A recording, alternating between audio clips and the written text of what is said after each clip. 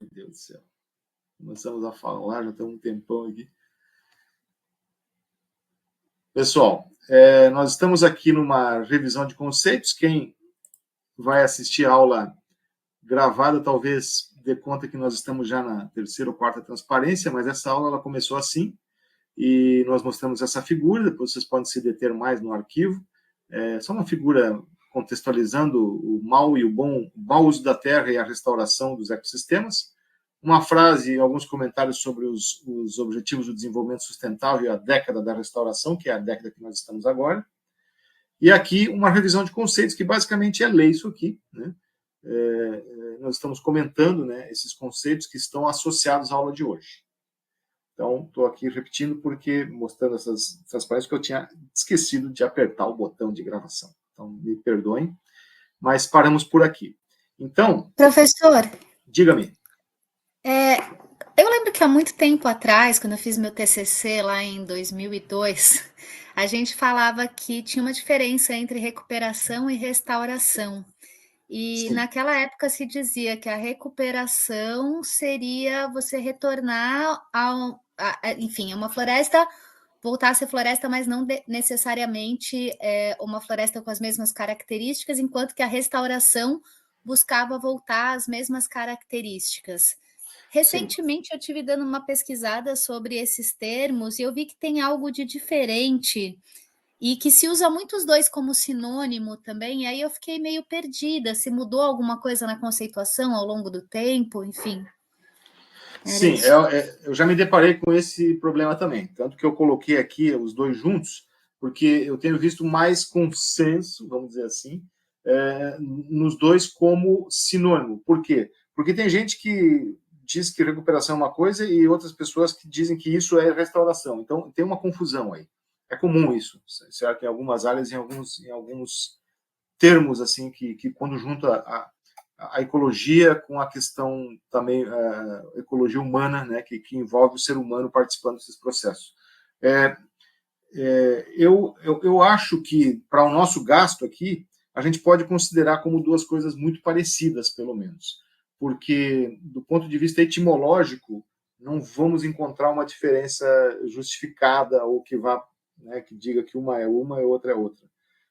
Então, eu prefiro aqui a gente usar como os dois juntos. Dificilmente a gente consegue, por exemplo, restaurar. Por exemplo, se você destruiu 100 hectares de floresta amazônica, vamos restaurar.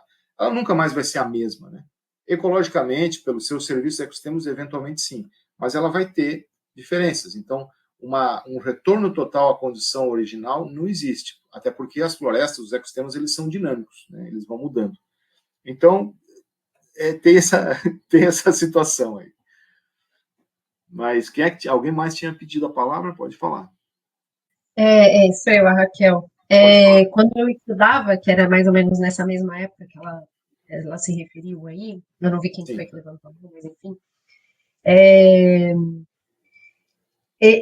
O professor colocou uma fala que foi bem interessante, que ele falou de restaurar como se restaura móveis, como se restaura um bem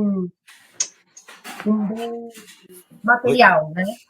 Uhum. E aí ele estava querendo dizer que dificilmente você vai conseguir fazer isso com uma floresta, como se fosse um bem material. Eu vou restaurar exatamente com a mesma tinta, com a mesma técnica. Uhum. E aí cai nisso que você falou agora, que a gente dificilmente vai conseguir, restaurando, voltar ao ponto inicial. Daí eles começaram a usar, até nos congressos, recuperação de áreas degradadas, né? Olha só. Interessante. Eu já ouvi coisa parecida, mas você me esclareceu agora.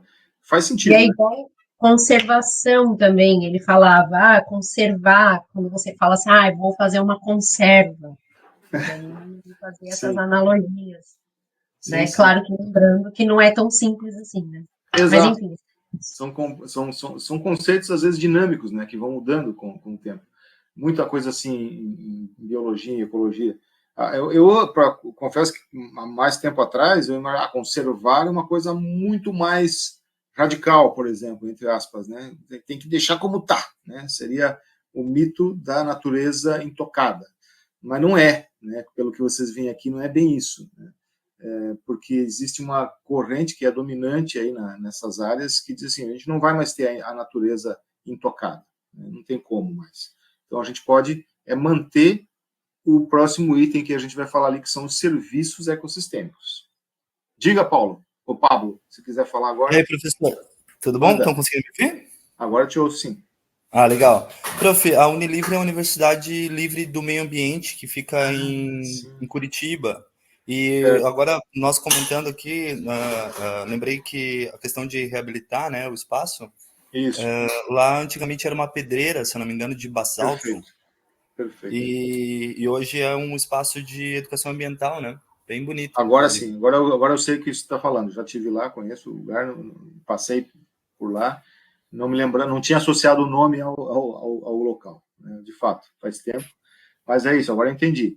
É isso aí, aquilo é um local reabilitado, né? Tem vários exemplos assim, eu conheci a Fundação Gaia também, no Rio Grande do Sul, que foi o José Lutzenberger que fez, reabilitou uma pedreira também, transformou num lugar lindo, e tem esse tipo de situação. E esse de Curitiba é muito famoso, muito lindo aquilo lá mesmo. Foi impressionante. Vale a pena conhecer. Beleza. Eu vou voltar um pouco lá. Eu vou só entrar aqui, ó, nesse último conceito. Eu acho que é o último.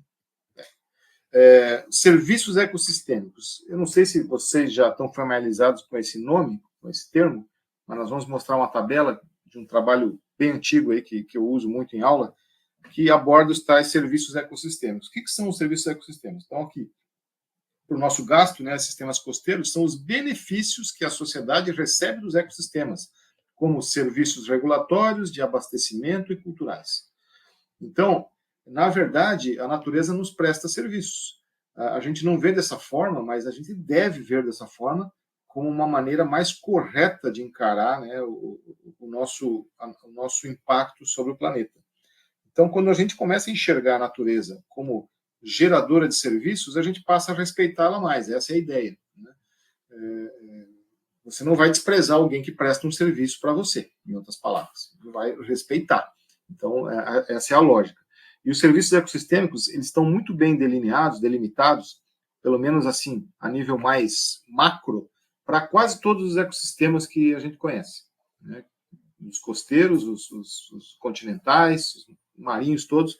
Então, já existem listas. O que um ecossistema de duna frontal de praia faz? O que um ecossistema de manguezal faz de serviços ecossistêmicos?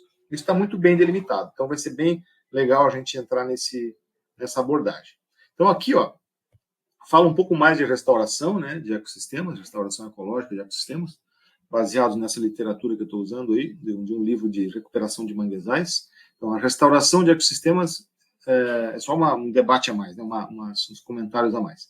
A restauração de ecossistemas é o processo de interromper e reverter a degradação, resultando em serviços ecossistemas aprimorados e biodiversidade recuperada. O objetivo final da restauração é criar um ecossistema autossustentável que seja resistente à perturbação sem assistência adicional. Ou seja, você cria, ajuda e depois ele precisa ter a capacidade, a autorregulação, a capacidade de se autossustentar. Então, são medidas importantes em áreas costeiras, pântanos e em outras quaisquer áreas, né, de biodiversidade, sempre que possível. Os serviços ecossistêmicos, aqui que vem a pegada interessante, eles são passíveis de valoração monetária. Ora, para pessoas como nós, como eu, como vocês, eu acho que eu não preciso dizer assim, cara, preserva o mangue porque ele vale tantos $1.000. Acho que não é necessário, né? Para certos tipos de cabeça dizer isso. Mas para outros, especialmente os outros que são os que muitas vezes mandam na sociedade, vamos dizer assim, se você transformar um benefício que ele não consegue entender daquela forma como importante, se você dizer você vai perder tanto de dinheiro, a gente às vezes conquista essas pessoas. Então essa onda toda de valoração de serviços ecossistêmicos, de objetivos do desenvolvimento sustentável, foi uma máscara, uma maneira que a ecologia, as ciências ecológicas e ambientais usou para abarcar ou para conseguir convencer certos setores que não conhecem outra linguagem, em princípio, que não seja aquela com o cifrão na frente. Infelizmente, é uma realidade. Então, tem duas opções. Ou você pode ser utópico e dizer que vamos acabar com isso, com essa visão absolutamente economicista.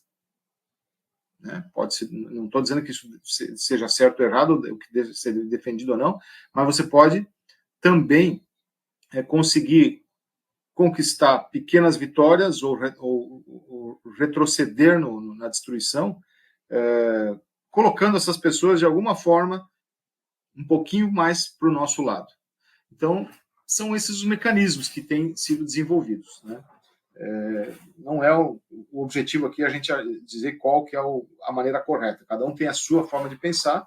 Eu tenho a minha forma de pensar, mas eu não deixo, às vezes, de usar certas abordagens diferentes, mais complacentes, mais simples, para conquistar parte de um objetivo importante, ao invés de, não, então, assim não faço nada. Poderia ser uma certa intransigência. Enfim, isso é um debate bastante fértil aí para uma conversa de bar, por exemplo. A restauração de ecossistemas abrange, então, o uso amplo e contínuo de práticas dependendo das condições locais e da escolha da sociedade. Então, aqui tem um esqueminha que mostra assim, a relação de processos ecossistêmicos, serviços ecossistêmicos e bem-estar humano. Vocês vejam, processos ecossistêmicos, dinâmica do ecossistema, manutenção da diversidade biológica, ciclagem de carbono e de nutrientes, ciclagem da água, regimes de perturbação. Bom, esses processos, eles estão atrelados ou eles geram serviços diferentes. Por exemplo, serviços de regulação, serviços de provisão, serviços culturais. O que seriam os de regulação? Regulação climática, regulação da qualidade da água e o controle de doenças. Você manter ecossistemas conservados ou preservados, ou às vezes restaurados, permite o acesso a esses serviços.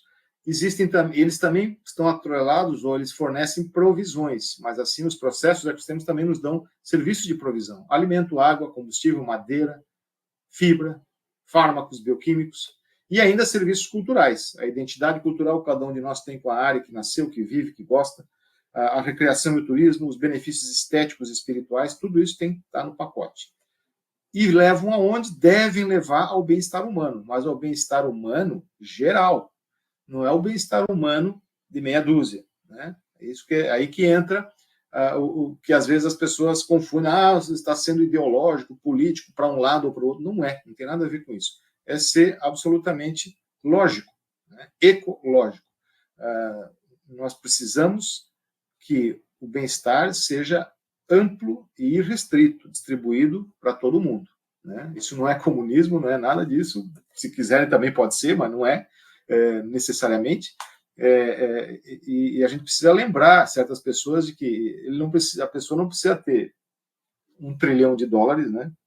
Se ela consegue viver do mesmo jeito com muito menos, né? E distribuindo isso de alguma forma, não precisa distribuir dinheiro, não é distribuir dinheiro, né, para os outros, mas é distribuir benefícios ou permitir que com esse dinheiro que ele tem, que ele utilize para gerar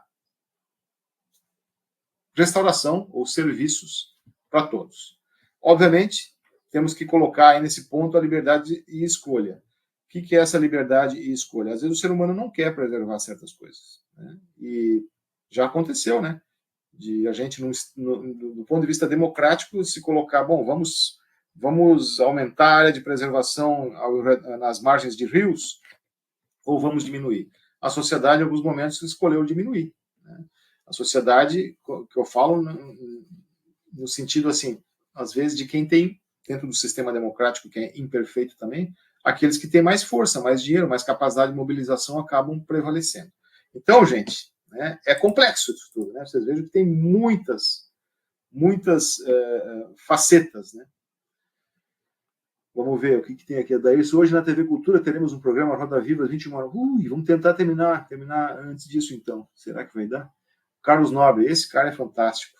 Carlos Nobre é um dos nossos ídolos. Né? Ele, junto com o Aziz Absaber, que já faleceu, mas é uma das pessoas que inspiram a gente a continuar, né? Porque cara está lá firme e forte ainda, fazendo coisas muito importantes. Vamos seguir, então. Eu não vou ler tudo isso aqui, não se assustem, mas eu quero que depois vocês voltem e vejam, porque, olha só, tem aqui 17 serviços ecossistemas, esse é um artigo bem antigo, já tem versões mais novas, mas esse aqui ainda é bom, porque é bem um dos primeiros, é bem didático.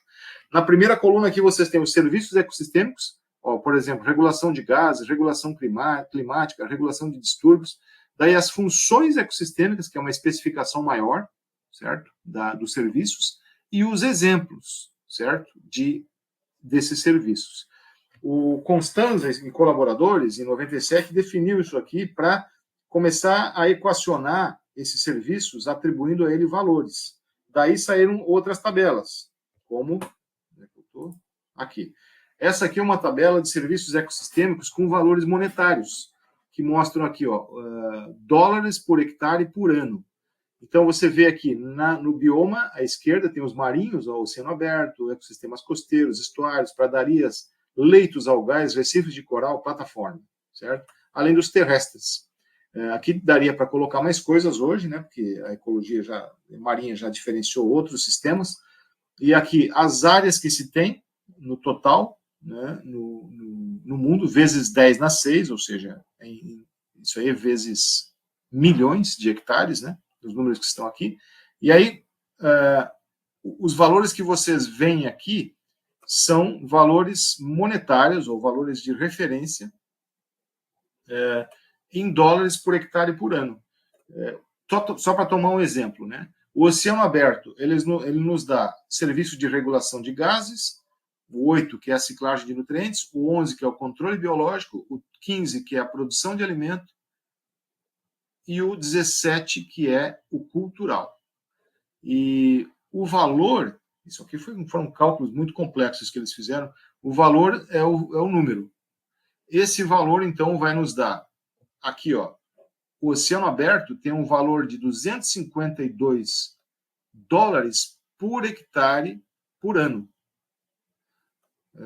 Cada hectare de oceano aberto, considerando esses serviços. E o valor total de fluxo de dinheiro chega a 8 mil dólares por ano. Então, claro, teríamos que ter tempo, mas esse tempo eu quero que vocês depois, em algum momento, por curiosidade, entrem e verifiquem o ecossistema que vocês costumam frequentar, ou que vocês conhecem melhor, verifiquem esses cálculos. Hoje, só para dizer para vocês, já existem atualizações dessa tabela. Os valores quase que triplicaram em alguns casos, né, os valores econômicos de cada sistema desses, considerando os seus serviços. Mas é uma abordagem super legal para a gente conseguir dizer, cara, restaurar não é só um capricho.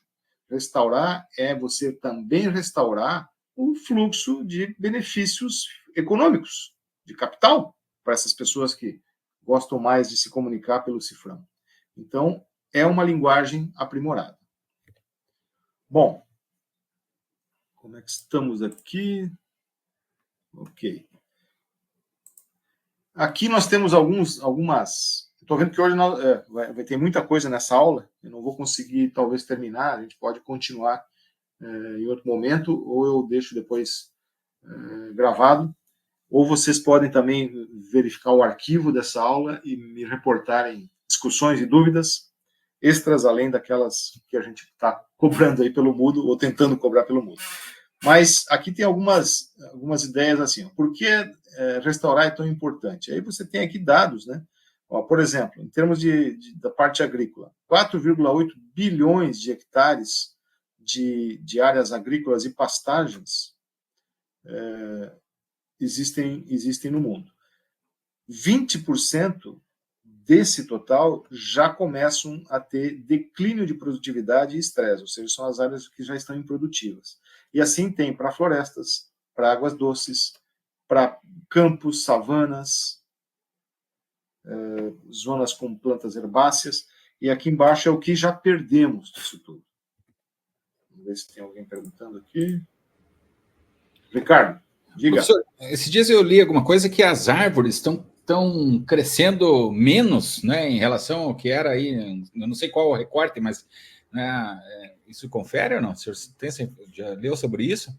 Achei interessante, sabe? As árvores até na mata nativa, assim, eu não sei exatamente, mas por exemplo, reflorestamento, ou mesmo essa questão de restaurar e tal, elas, devido ao solo, devido a várias questão da mudança climática, etc., elas não estão tendo a altura. Tá, vou chutar uma aqui, vamos dizer o guapuruvu. O guapuruvu, né, ela não tem crescido mais a 80 metros, 60, 30, 40, não sei quanto que é, está crescendo menos. Faz sentido isso? Pode fazer sentido, mas não num contexto geral, amplo, né, e restrito, como a gente falou antes. Existem locais que sofrem impactos que acabam interferindo no processo de crescimento vegetal. Por exemplo, às vezes, você colocar excesso de CO2 na atmosfera beneficia os vegetais, né? Eles crescem mais. Mas se esse CO2 vem junto com monóxido de carbono, vem junto com dióxido de enxofre, ou com outros poluentes que reduzem a eficiência fotossintética, já não acontece da mesma forma. Então, é muito complicado, talvez tenha, não sei qual é a fonte que você pegou isso, teria que ver, assim, que contexto que está isso, que área, e se isso, de fato, foi um cálculo global, geral, que mostra que, na média, as árvores estariam crescendo menos. Eu não sei te precisar isso agora, não li a respeito, mas eu sei que tem locais que sim, que a vegetação está crescendo menos, seja pelo estresse na fertilidade, pela erosão excessiva em função da mudança climática que joga mais chuva nas áreas tropicais, em algumas áreas tropicais, né? Ou às vezes é a poluição atmosférica que está limitando, pode ser. O que eu sei de fato que calcularam é que o fitoplâncton, sim, está crescendo menos nos oceanos. As microalgas, fotossíntese, são as árvores do oceano, né? As microárvores do oceano, essas sim estão crescendo menos. E isso é preocupante, né, porque o poder de regulação que tem o fitoplâncton marinho é gigantesco. Ele é equivalente ou maior do que toda a vegetação continental do planeta. Isso já pelo aquecimento, né, possivelmente, né? Pelo aquecimento e acidificação, tá que bom. restringe o acesso a nutrientes. Funciona um pouco diferente no continente, na Terra, né, no ambiente emerso, mas é possível que existam cálculos feitos nesse sentido. Eu acho que isso é um tema, uma abordagem importante, um tema interessante. Se as microalgas já estão crescendo menos, já é um fato bem alarmante, né? Mas tá bom. Sem dúvida. Já é porque elas são... O impacto disso é tremendo. Muito grande. Tá bom, obrigado. Beleza. Bom, então aqui tem outros quadros bonitos que eu tirei aqui da contribuição dos dados da UNEP, né, mostrando benefícios da restauração. Vocês podem eventualmente consultar isso, né? E aqui entraria numa parte que seria as trajetórias dos processos de restauração. Eu vou me permitir aqui dar uns pulos, porque senão nós não vamos chegar nos exemplos, que eu acho que o mais legal é ver algumas imagens com exemplos, que a ideia não é aqui ensinar vocês a fazer restauração, até porque eu não sou um total especialista nisso. Mas aqui tem alguns passos básicos para que, se vocês se interessarem pelo assunto, peguem essa aula depois e deem uma destrinchada, e daqui vocês podem buscar fontes mais aprofundadas. Então, tem aqui questão de atributos, o que você busca, como é que você monitora que a restauração deu certo. Alguns livros, esses livros são os que eu costumeiramente uso, né, na área de restauração de ecossistemas. Eu trabalho mais com a parte de ecossistemas aquáticos e marinhos, e aqui tem boas fontes, né, de conhecimento nessa área. Aqui também são questões de como proceder, e aqui tem as etapas de um projeto de restauração baseado naquele livro. Deixa eu ver se está aqui. Aqui tem o Helm, mas tem um livro bem simplesinho, de um colega que trabalha com restauração de manguezal, em que ele botou muito bem, assim, como é que você do nada vai fazer um projeto de restauração? Cara, às vezes vocês têm que ver que é mais simples que a gente pensa, iniciar o trabalho. Não é um negócio tremendamente difícil, claro, é sempre bom a gente se municiar de ajuda, de pessoas, de outros profissionais, e montar um processo, um procedimento ou um projeto de restauração não é um desafio tão grande. E aqui mostra essas etapas, do que a gente chama de plano de recuperação de áreas de preservação permanente, por exemplo.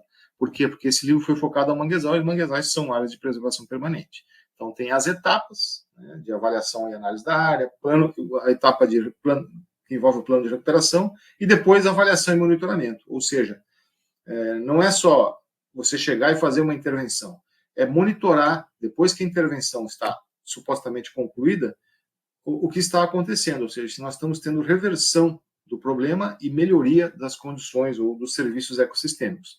Isso denota uma necessidade de acompanhamento a longo prazo desses processos e desses projetos. Isso é bom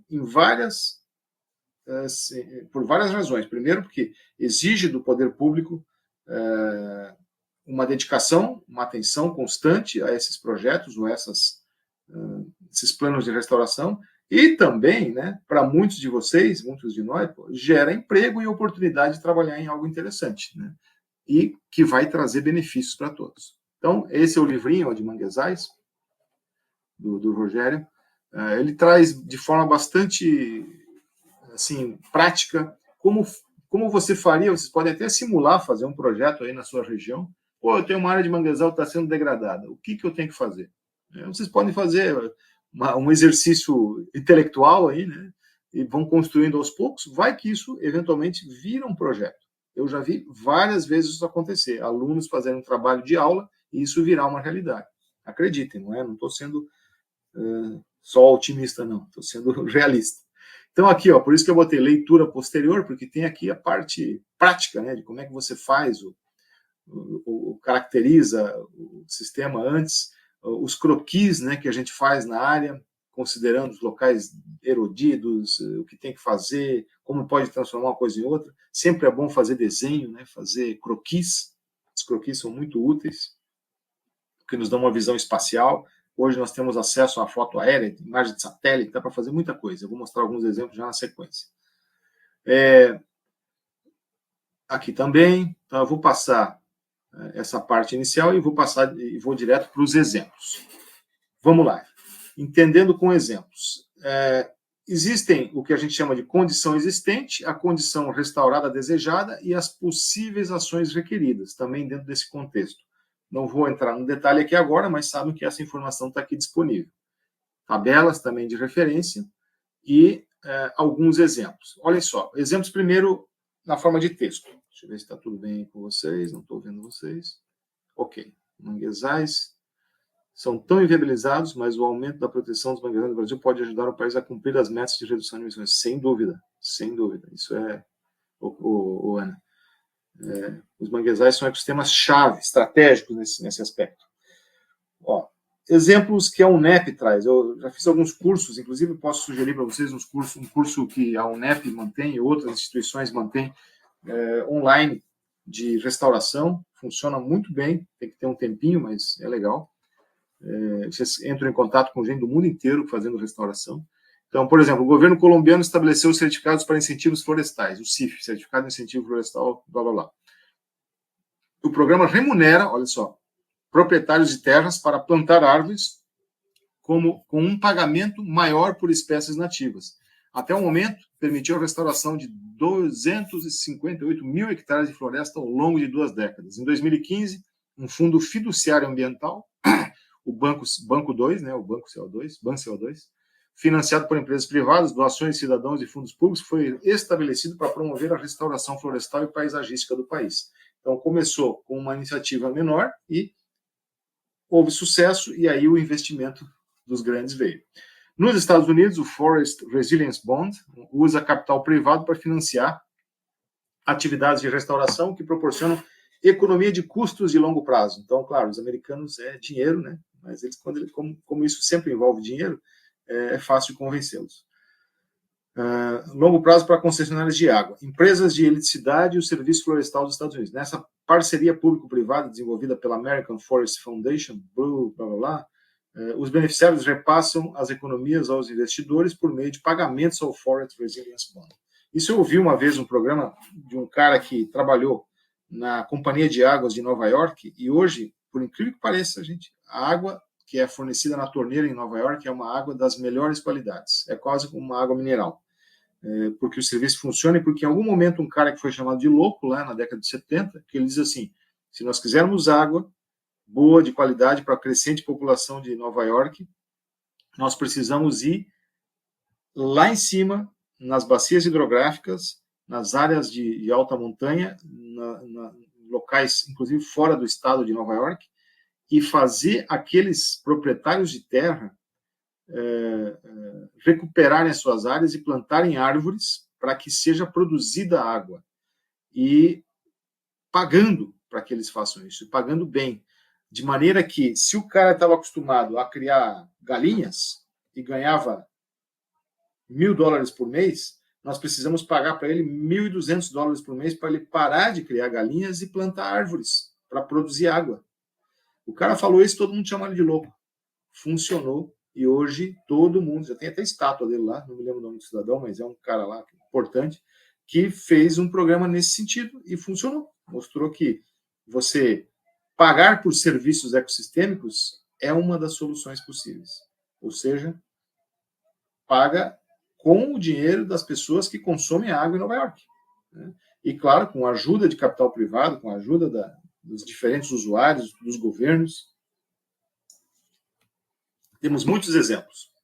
Aqui tem mais algumas tabelas, e aí eu gosto de mostrar mais essas fotos. Olhem só, isso aqui é um local, se eu não me engano, tem que entrar aqui no link, mas é um daqueles locais que já foram devastados ou por atividade humana ao longo do tempo, ou por tsunamis, em que eles fazem, a UNEP, às vezes, ou alguns outros órgãos internacionais, fazem restauração com a população.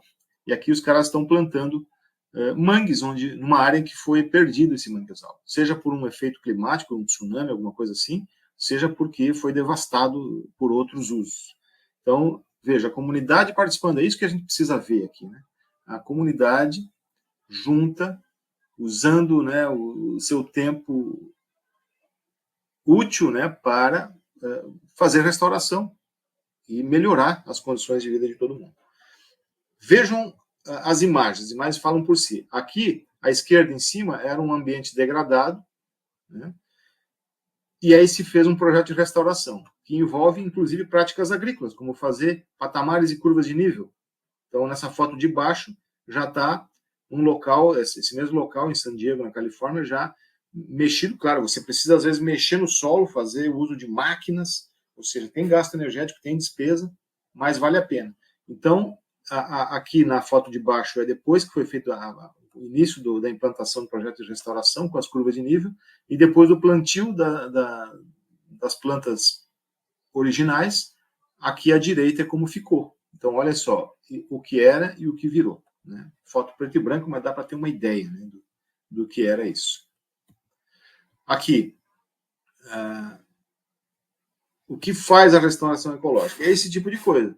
Uma área que foi provavelmente minerada, de forma absolutamente, como é bem comum aqui no estado, absolutamente sem critério, né? Destruíram todo um corpo de água para retirar aterro ou algo parecido, né? E assim era o ambiente antes. Depois da restauração, à direita, ou seja, se recompôs o corpo de água, se colocou da maneira correta as plantas corretas, até que o sistema adquire capacidade de se autorregular e é restaurado. Então, é possível, as fotos mostram. Aqui também, existem vários tipos de intervenções que a gente pode fazer para reduzir, para segurar a água, para reduzir a erosão, cercar para evitar que animais, pessoas mesmo cheguem aí. Então, esse local aqui à esquerda, no começo do processo de restauração, e depois de pouco tempo, eu acho que 1 ano, já estava desse jeito, verdinho, né, no mesmo local. Dá para ver que é o mesmo. Claro que aqui é inverno, aqui é verão, mas aqui não se tinha vegetação, agora se tem.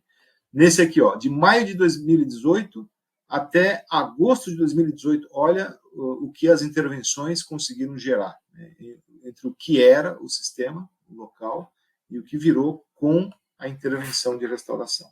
Então, aqui é para vocês terem uma ideia mesmo, né, de como a coisa pode evoluir. Por exemplo, tem locais que a eutrofização, inclusive natural, pode fechar um corpo de água.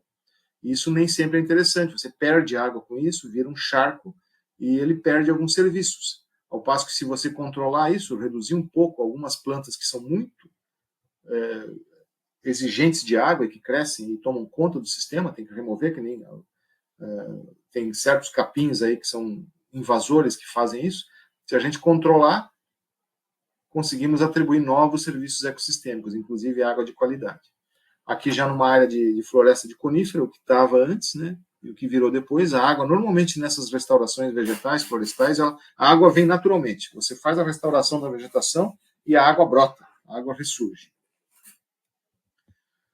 Novamente, né, em seguida que foi feita a instalação, né, do processo de restauração, com novas plantas colocadas, e depois a wetland, né, a área alagada já recuperada. Então, aqui foi um sistema, vamos dizer assim, artificialmente construído, ou recuperado, pelo menos. Novamente aqui, ó, uma área árida, completamente infértil, né? E aqui um sistema aquático, novamente, viçoso, com toda a fauna também associada, voltando a se proliferar. Canais retificados, ó, como era esse canal, uma área de manguezal, ou seja, um canal de entrada ou de saída de água salgada. Às vezes isso acontece para a questão de maricultura, tem muito isso ali em Laguna. Um canal sem mata ciliar, 2008, 2009, já começando a restauração, com os pezinhos de mangue ali dentro. Ó. 2010, 2011, ou seja, 3 anos você já tem uma restauração muito forte do sistema. Aqui, o que acontece depois de uma queimada, para dizer para os grandes queimadores que estão tocando fogo até em Parque Nacional agora, os mais belos parques nacionais estão sendo criminosamente incendiados, né? E existem possibilidades, tecnologias, engenharias ecológicas que podem transformar uma área queimada dessa num local com essas características restauradas de ambiente encharcado, ambiente úmido.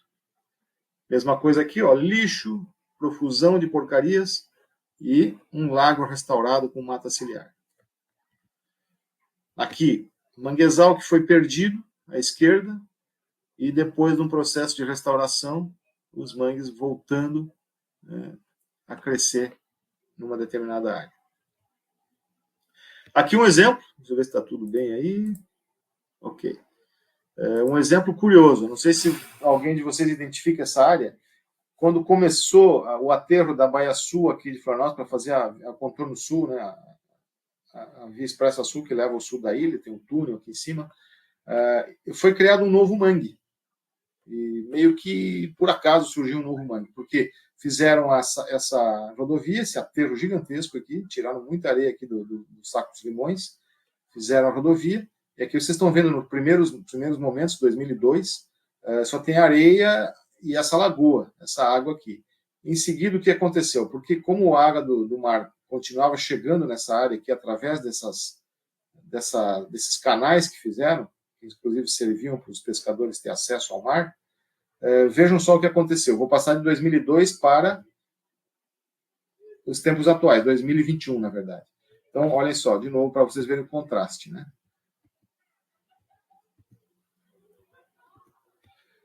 Simplesmente surgiram novos manguezais, que têm um efeito de filtro e de esponja extremamente importante para essa área, que tem uma zona que não tem saneamento adequado e que joga os seus esgotos no pluvial, que vai para essa lagoa, e que o mangue, pobrezinho, está fazendo seu serviço aí de tirar o excesso, né, de sujeira que é gerado por essa urbanização inconsequente e sem planejamento, que é o padrão nosso, né, no Brasil, infelizmente.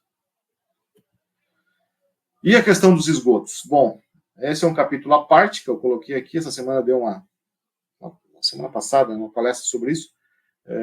Tirei um pouco dos slides de lá. A questão dos esgotos, nós temos soluções muito interessantes também, que podem ser usadas com algas, com plantas, que não precisam ser tão tecnocráticas, tão caras. Às vezes eu faço essa pergunta, mas coloco para os alunos, né? Tem muitas soluções super legais, de baixo custo, eficientes, que geram coisas bonitas, que são inclusivas, que geram empregos e que não são adequadamente implantadas. Aí as pessoas perguntam, ou se perguntam, por quê? Né? Se tem tantas soluções assim, por que não se utiliza? Aí eu só respondo, porque elas são mais baratas. Não sei se vocês entendem o raciocínio, mas a maior parte das soluções sustentáveis, ecologicamente corretas, baseadas na natureza, que na verdade é disso que nós estamos falando, soluções baseadas na natureza, elas não são aplicadas, não há investimento sobre elas porque elas são baratas. Elas não giram o capital num certo grupo de setores que precisam, né, mover grandes volumes de capital. Infelizmente, gente, essa é a verdade, né? É meio assim, absurdo isso, né? Mas é o que acontece. Não estou dizendo aqui que sou contra essas empresas que fazem saneamento, que fazem urbanização, mas é que não deveria ser assim. Não é correto, não é natural. Então, vamos lá. Para encerrar, eu vou tentar encerrar nos próximos minutos. Isso, não trará retorno para determinados grupos, na verdade. Tudo, infelizmente, né, tem essa questão do lucro enfim, é complexo. Não querendo assim, né, estender muito além das 9 horas, não vou conseguir falar sobre tudo que gostaria, porque sempre a gente fala de outras coisas, e o que é muito bom, mas essa aula ela pode ser reativada e vocês podem consultar. Eu quero só passar rapidamente por alguns tipos de soluções que eu já tenho mais familiaridade, assim, por trabalhar com isso, e mostrar que existem soluções, às vezes, muito simples, que a gente pode aplicar até em casa para começar. Então, primeiro é contextualizar. Por que é tão importante a zona costeira? Olhem só, tirando a bacia do Paraná, que é essa cor-de-rosa aqui no meio, e a do Paraguai, que são bacias grandes, mas não se compara com todas as outras, e a do Uruguai também, né? São essas aqui, são as 3 bacias que são de vertente para longe do Oceano Atlântico. Todas as bacias, inclusive a amazônica, elas vertem para o Oceano Atlântico. São todas bacias de vertente atlântica. E essas outras, na verdade, também vão chegar no Atlântico, porque elas vão pegar aqui por trás, vão pegar o Rio Uruguai e o Prata e vão também vir para o Atlântico. E vão chegar, inclusive, no Brasil através da água da pluma do Rio da Prata, que chega até Santa Catarina. Então, tudo que se produz ou que se deixa de produzir quando se faz uma barragem, não deixa sedimento ir para a zona costeira, por exemplo, e aí nós perdemos, por erosão, a zona costeira. Exemplo, saída do São Francisco, Foz do São Francisco, né, aqui em cima. Tudo vai para a zona costeira. Então, essa carga toda, ela se limita e não é diluída para todo o Oceano Atlântico, ela fica restrita à linha litorânea. Por isso, tanta questão, tanto problema e tanto interesse na solução dos problemas na zona costeira. O que a gente pode, de forma muito simples, mostrar? Se você tem uma cidade no interior produzindo esgoto, por exemplo, ela vai jogar esse esgoto, tratado ou não, no rio. O rio tem o que a gente chama de processo de diluição e autodepuração. Então, é possível que em algum momento esse rio volte a ficar mais limpo, porque vai haver autodepuração. A biota do rio vai degradar esse esgoto e vai diluir. Mas, quando essa cidade está na zona costeira, essa carga toda, ela não tem essa opção de ser diluída e depurada ao longo de um rio. Ela vai em peso para o mar, para a zona costeira, e nós perdemos balneabilidade. Perder balneabilidade é o menor dos problemas. Perdemos vida, biodiversidade, serviços ecossistêmicos muito mais importantes, inclusive, do que isso.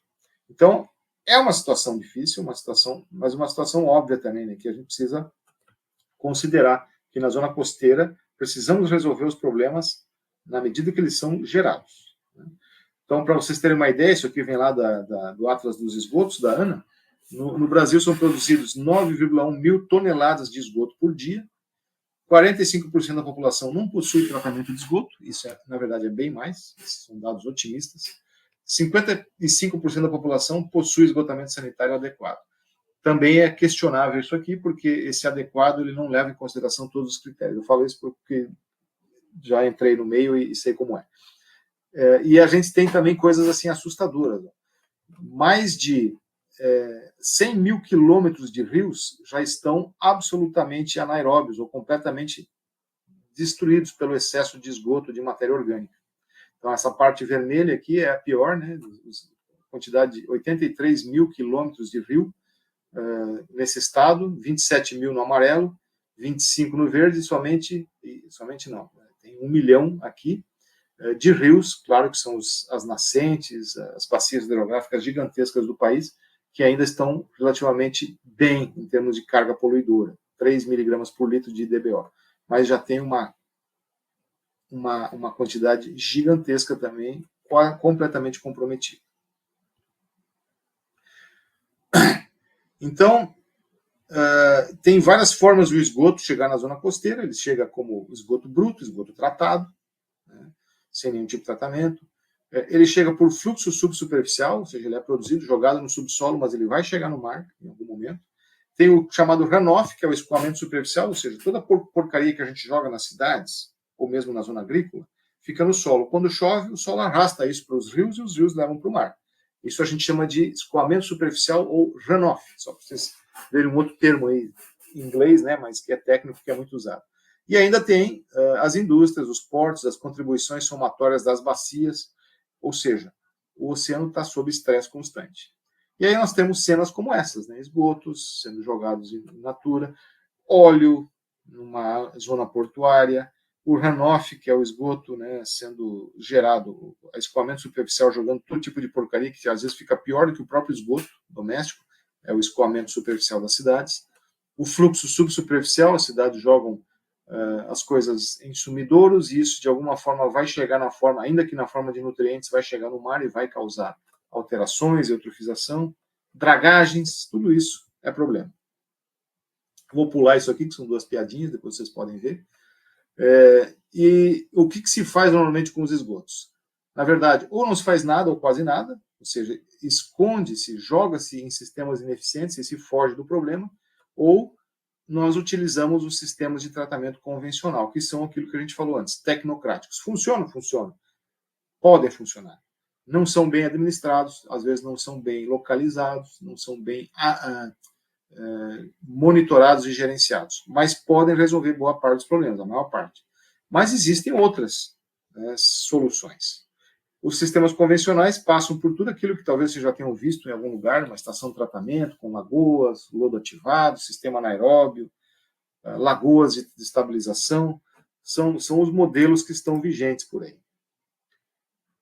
Como é que estamos aqui? Ok. Existe ainda os emissários submarinos, a disposição oceânica. Ela é uma opção interessante, factível? Sim, é. Mas não se pode jogar esgoto bruto ou maltratado nos oceanos. Ele precisa ser muito bem tratado para depois ser jogado no oceano.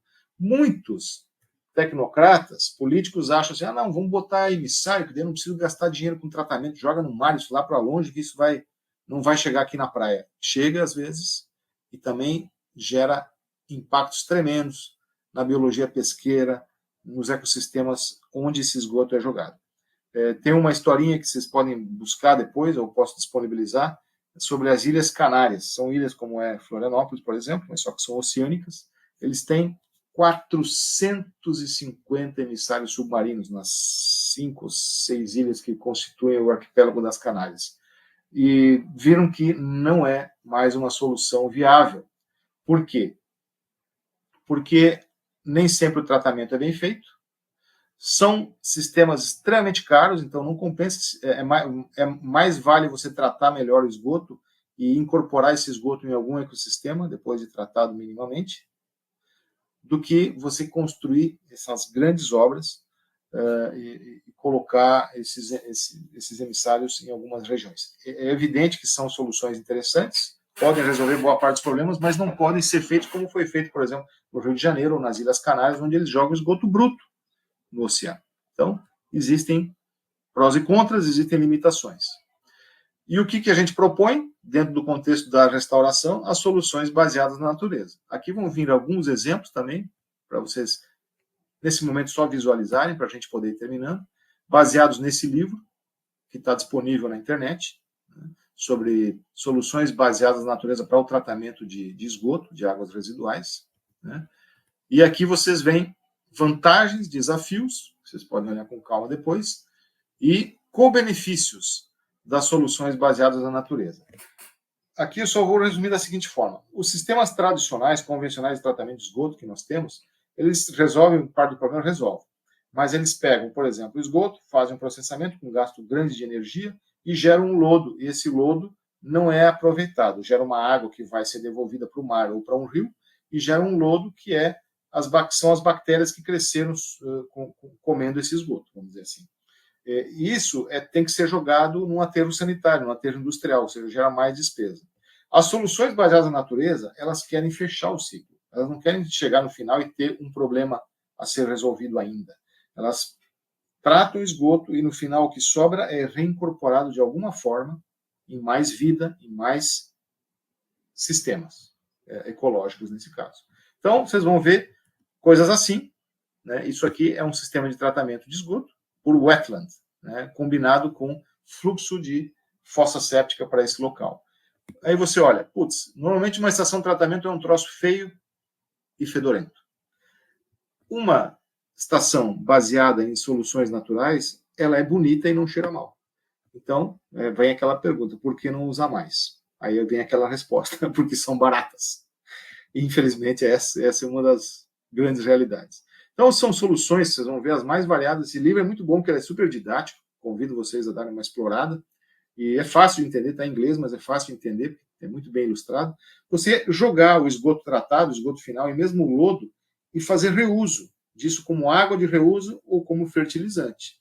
Então, é possível fazer sistemas controlados, onde você pegue toda a água que vem para um lugar como Florianópolis, que sempre é o meu exemplo, porque eu vivo aqui, tenho mais clareza de como funciona, e toda essa água, 80% da água que a gente gasta vira esgoto, isso é cálculo médio, e esse esgoto, ao invés de ser jogado por aí, ele pode ser totalmente reincorporado, ou seja, reintroduzir água boa no ciclo da água e transformar o que era nutriente, matéria orgânica e poluentes, em geral, em biomassa. E essa biomassa pode alimentar os ecossistemas, trazendo mais biodiversidade, mais polinização, mais microclima, mais ambientes agradáveis para lazer e assim por diante. Então, claro, eu não vou conseguir aqui falar de todos os processos e sistemas, mas a ideia é provocar vocês para lerem mais sobre isso, darem uma olhada nessa aula aqui, onde tem algumas ideias e algumas imagens. Aqui, por exemplo, são lagoas de estabilização. Já tem, essa aqui são as de Balneário Camboriú, que eu já trabalhei com esse sistema. Hoje ele está um pouco obsoleto, mas ainda é um sistema com boa parte da tecnologia baseada em soluções naturais. E sistemas, eu vou passar agora por mais fotos e imagens para ir terminando, sistemas onde o esgoto é incorporado e transformado em biomassa, e essa biomassa pode ser depois reutilizada, ou ela pode compor paisagens bonitas para lazer, para acampamento, para atividades ao ar livre, para observação de aves e assim por diante. Por quê? Porque essa matéria orgânica que a gente polui certos sistemas, se ela for corretamente processada, ela enriquece os ecossistemas, se a gente colocar um pouco de engenharia ecológica neles. Então, olhem só o tipo de ambiente que a gente consegue reproduzir, inclusive usando, às vezes, áreas degradadas para fazer esses sistemas. Então, são áreas que viraram grandes banhados, grandes ambientes úmidos que recebem, inclusive, aves migratórias, fauna, répteis, enfim. Permite que você, inclusive, numa cidade, transforme o esgoto numa área de lazer, o que era esgoto. E também tem soluções para vocês usarem em casa, como fazer sistemas baseados na natureza para vocês darem conta do próprio esgoto. Nesse livro tem várias soluções nesse sentido, inclusive usando telhados, o chamado rooftop treatment. Sistemas aquapônicos também, que reciclam a água de cultivo de peixes e usam ela para crescer plantas, hortaliças. E podemos ter as chamadas ecocities, cidades ecológicas, onde os esgotos, no final, ao invés de ser jogados no rio, são convertidos em biomassa em sistemas bonitos como esses. Esse aqui na Flórida e esse na Suíça. Aqui um na China, um local que virou área de lazer, mas é um sistema de tratamento de esgoto. Claro que o local que as pessoas têm acesso já está com um grau avançado de depuração, não tem risco de contaminação. E aqui, para vocês terem uma ideia, esse aqui é um croquisinho de uma área que se utilizou para fazer tratamento de esgotos, jogando os esgotos no final numa área pantanosa, que inclusive tem áreas de piquenique, centro de interpretação para observação da natureza, de aves, de animais que acabam aparecendo. E esse aqui é um croquis de uma área dentro da Disney World, né? A gente sempre fala, né, de que aquilo é uma exploração, mas aqui eles tiveram uma sacada. Eles transformaram todo o esgoto da Disneylândia num sistema de wetlands desse e criaram ecossistemas artificiais, na verdade naturais, né? Recompuseram ecossistemas e reverteram isso em, inclusive, mais grana para eles, porque são áreas que hoje são centros de interpretação, são parques ambientais, são áreas de camping, áreas de escotismo, onde as pessoas pagam para entrar, curiosamente até. Então, transformaram o esgoto num benefício a mais. E para encerrar, eu vou só mostrar algumas fotos, para vocês verem que existem realidades. Se quiserem mais detalhes, a gente pode avançar nisso em outro momento, ou vocês podem também, por conta, buscar essas informações. Né? Existem ambientes que ficam fantásticos. Infelizmente, perdemos um grande arquiteto nessa área, que foi aquele chinês que caiu um avião aqui no Brasil, ele, mais um outro colega brasileiro, morreram nesse acidente de avião. Ele era um dos caras que projetou isso aqui, ó, as soluções baseadas em natureza, com um aporte arquitetônico e estético. Você faz maravilhas, lugares tão lindos quanto, ou diferentemente lindos, quando comparados a ambientes naturais. E ainda promovendo restauração e tratamento de esgotos. Então, essa aqui é uma aula de esperança, né, para mostrar que existem soluções, existem muitas alternativas e que são mais factíveis do que a gente pensa, ou de que algumas pessoas querem que a gente pense. Né? Então, é mais ou menos assim que eu queria concluir essa aula de hoje, que foi só um apanhado geral sobre essas possibilidades. Não vou nem entrar no nosso tipo de processo que a gente faz aqui na UFSC, que são os filtros que usam algas, mas eles vão estar aqui, né, para vocês consultarem. Os sistemas que a gente chama de algal turf scrubber, né, que a gente joga o esgoto, tratado ou não, ou uma água contaminada, eutrofizada, para um local onde você oferece luz e nutrientes para as algas e elas crescem e limpam a água, gerando uma biomassa que pode ser convertida em biofertilizantes e bioestimulantes para uma agricultura que é ávida de adubos e que, ao invés de usar adubos oriundos do petróleo, poderia usar esses adubos, ou pode, como já está acontecendo em muitos países, usar esses adubos oriundos de algas. Né? Então, aqui tem vários exemplos. Eu vou ter que pular, porque já estamos nos avançando demais aqui, mas eu deixo essas últimas frases aqui, de que nós precisamos sair da zona de conforto, das soluções padronizadas e tecnocráticas, dos pacotes tecnológicos e desenvolver soluções ajustadas a cada realidade. Quando na sua cidade aí você chegar e vai aparecer uma companhia, pode ser pública ou privada, não interessa, vai dizer assim, nós vamos botar um sistema de tratamento aqui assim, assim, assado. E veio com isso sem conhecer a sua região, veio com um projeto pronto, vão lá, fazem a terraplenagem e estabelecem. Nem sempre isso vai ser a melhor solução. Nós precisamos, sim, com a participação das pessoas que conhecem a sua cidade, em todos os seus aspectos culturais, ecológicos, de engenharia, científicos, elas participarem de um processo coletivo, de fato coletivo e democrático, e dizer, não, aqui nós podemos ter uma solução diferente, ou um mix de soluções, né? Com equipes multidisciplinares, de forma descentralizada. Essa é assim, é o grande... Não é eu que estou dizendo isso aqui vem das iniciativas mundiais para a restauração e para o uso de soluções baseadas na natureza. Elas estão encontrando barreiras políticas e econômicas, embora o econômico é meio questionável, porque são soluções que transformam problema em benefício econômico, inclusive. Mas, enfim. Assim, então, nós teremos soluções, de fato, para os problemas de saneamento e não só soluções para os setores econômicos drenarem mais dinheiro público, com processos convencionais e de difícil monitoramento e controle. As soluções baseadas na natureza, que é tudo isso que a gente falou hoje, né, nos chamam a criatividade e alternativas menores, participativas, de baixo custo e baixo impacto. Aí vem a pergunta, né? Será que é por isso que elas ainda não emplacaram?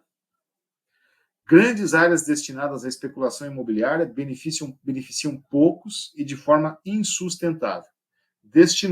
reservar áreas próximas às cidades para projetos como os parques de tratamento, que foram essas fotos que eu mostrei para vocês, trazem benefícios para muitos e para a natureza. Então, fica aí uma imagem bonita. E assim nós, muito rapidamente, correndo, termino com essa parte teórica de hoje aqui. Daria para a gente falar muito mais, explorar muito mais coisas, mas, de fato, avançamos bastante na hora. Vamos ver o que temos de contribuições. Paulo, obrigado, Matheus. É isso aí, o Condian New. Cara fantástico. Às vezes a gente se pergunta, né? Por que morrem pessoas tão importantes, boas? Às vezes fica aquela coisa que vem à cabeça. Pô, né? Tem tanta gente não tão necessária, né, que está por aí, e pessoas tão importantes e necessárias às vezes nos deixam prematuramente. Lamentavelmente é assim que é a vida, mas a gente tem que seguir o legado dessas pessoas e, claro, ele deixou muitos seguidores. As cidades esponjas. Não tem problemas com os produtos químicos que estão... Existem esses problemas, mas eles têm soluções. Quando você faz a partição, que a gente chama, tem lá, sei lá, mercúrio, num determinado tipo de efluente. Você faz o controle, esse mercúrio ele é particionado, ele é dispersado dentro da biomassa, e aí você fazendo o procedimento certo, você consegue deixar ele tão disperso que ele fica distribuído numa concentração menor do que aquela que pode gerar efeito nocivo.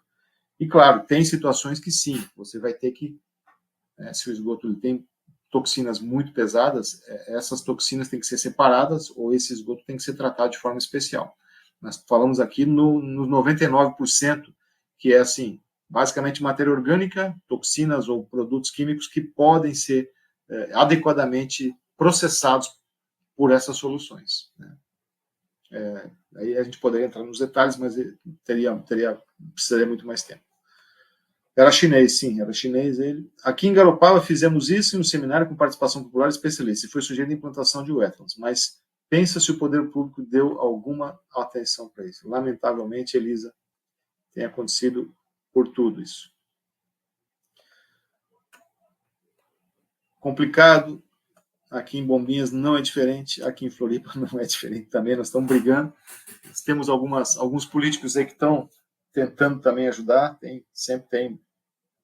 existem bons políticos, né? Não podemos ser tão pessimistas assim, e a gente está brigando, né? Estamos tentando dizer, olha, existe algo mais além, né, da tecnocracia. Matheus, meu mestrado foi sobre inundações no meio urbano. Me inspirei nas cidades. Pô, que legal, Matheus. Pô, queria depois ver esse teu mestrado, uma oportunidade de ver uma hora aí para entender melhor. Eu acompanhei de longe, né, o trabalho dele.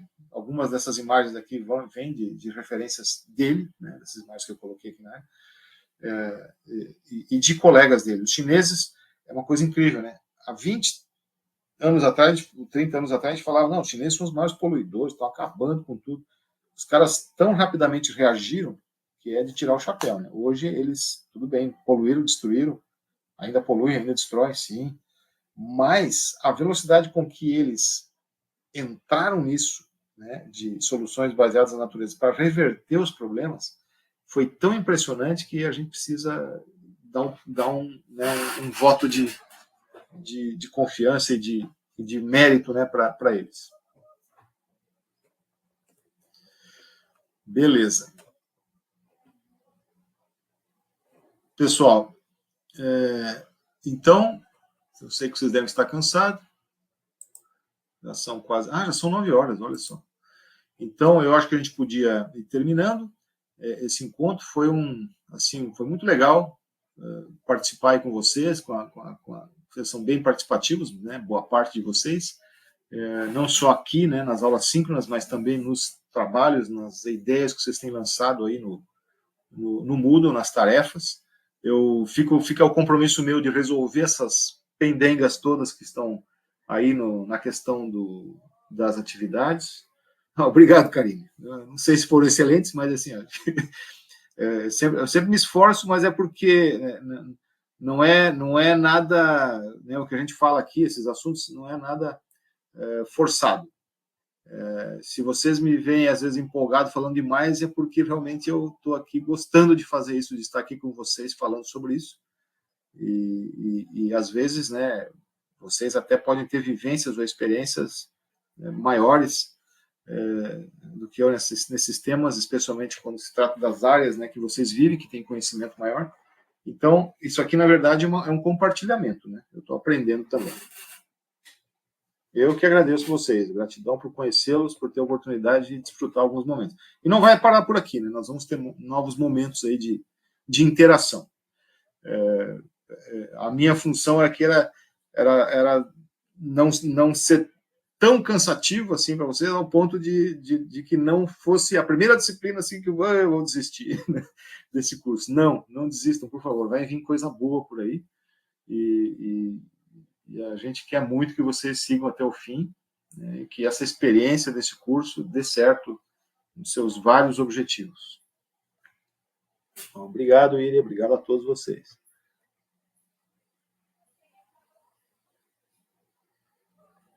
Que bom, Rafael. Às vezes eu fico pensando assim, eu acho que o pessoal deve estar dormindo. que às vezes, assim, a gente, quando fala muito, né, e nunca a participação ela é tão facilitada no virtual quanto é no presencial. Então, fica muito monólogo, às vezes. E eu tenho sempre o medo de não abusar muito do tempo, né? Hoje, pela gravação, tem 1 hora e pouco, mas a gente já está quase 2 horas conversando. E as aulas têm que ser fluidas, interessantes, suficientes, mas não cansativas. Eu tenho sempre esse medo de tornar cansativo. Mas se vocês se manifestam, eu tenho um controle aqui da minha fala. Vocês vão para o conhecimento mental. Legal. Fala, Ricardo, diga.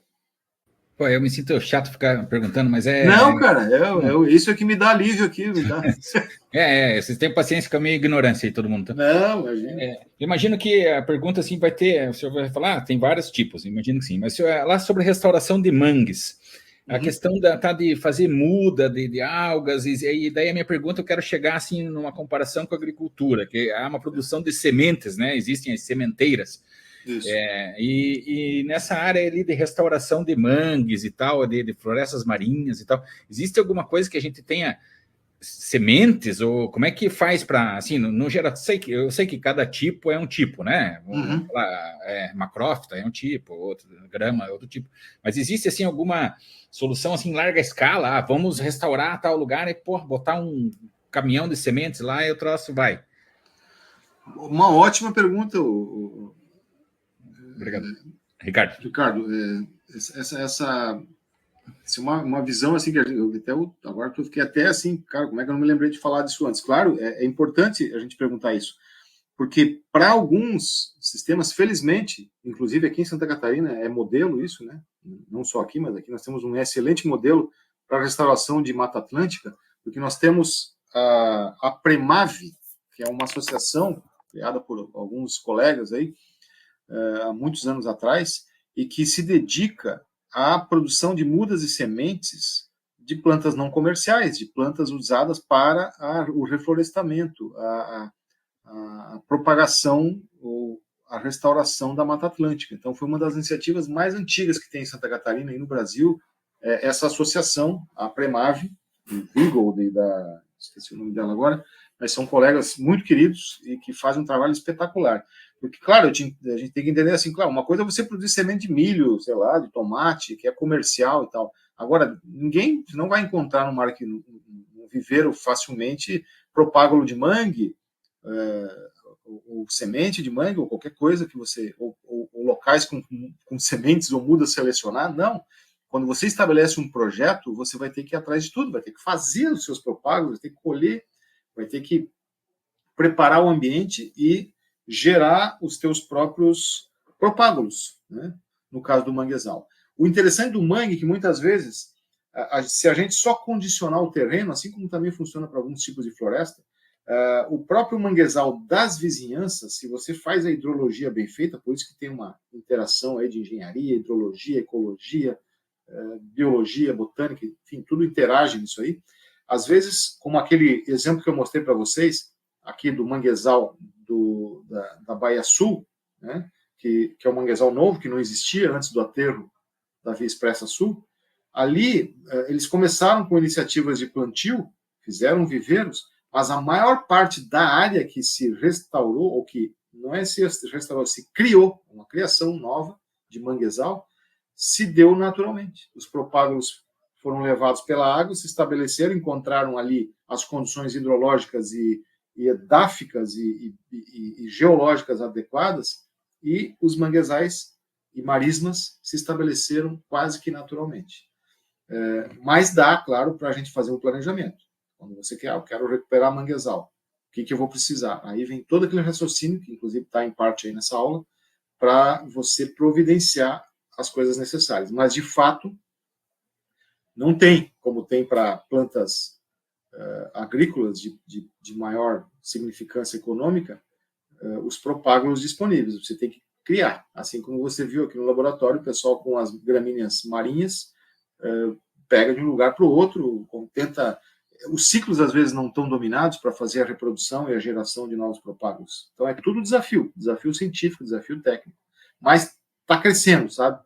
Tem muitos já, para a parte florestal, muitos viveiros funcionando bem, produzindo mudas, sementes, propágulos de plantas nativas, para esse propósito específico de restauração. Tá bom, obrigado. Valeu. Os manguezais de Bragança, no Pará, são os manguezais mais fantásticos do planeta, eu acho. Eu não conheço pessoalmente, mas a gente acha que tem mangue aqui no sul, que tem umas árvores de 5, 6 metros, lá eles têm árvores de 30, 40 metros mesmo. A coisa impressionante. Manguezais gigantescos, quase que sequoias de mangue.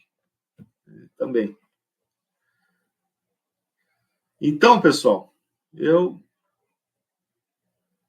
acho que é isso. Nós vamos nos comunicar ainda via Moodle, via e-mail, etc. Agradeço a atenção de vocês. Tentem dar uma olhada aí nesse material dessa aula com mais calma. Obrigado a vocês.